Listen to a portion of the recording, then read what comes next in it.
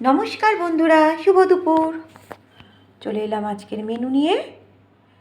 এই দেখো, একেবারে গরম ধোঁয়া ওঠা ভাত, মাছের ডিমের বড়ার ঝাল, আর এটা হচ্ছে কই মাছের ঝোল। কই মাছের ঝোলটা একটু দেখাচ্ছি, তার আগে তোমাদের একটু মাছগুলো দেখিয়ে দিই। এই দেখো, কই মাছ, ফুলকপি, আলু, ডাঁটা দিয়ে ঝোল, পাতলা ঝোল। এটা কিন্তু খেতে খুব ভালো লাগে গরম ভাত দিয়ে। আর ধনে জিরে দিয়েছি, ঝোলের স্বাদ গন্ধ দুটোই বদলে যায়। আর সামান্য একটু পেঁয়াজ আর আদা বাটাও দিয়েছি, আর টমেটো তো আছেই, যার জন্য কি জানো তো, কষার সময় একটু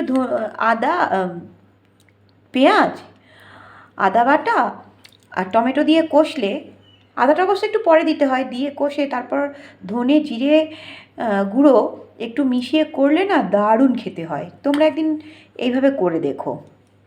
কই মাছের পাতলা ঝোল তো, শুধু কই মাছ না, কাটাপোনা মাছ, যে কোনো মাছের ঝোল এইভাবে করলে খুব ভালো লাগে খেতে।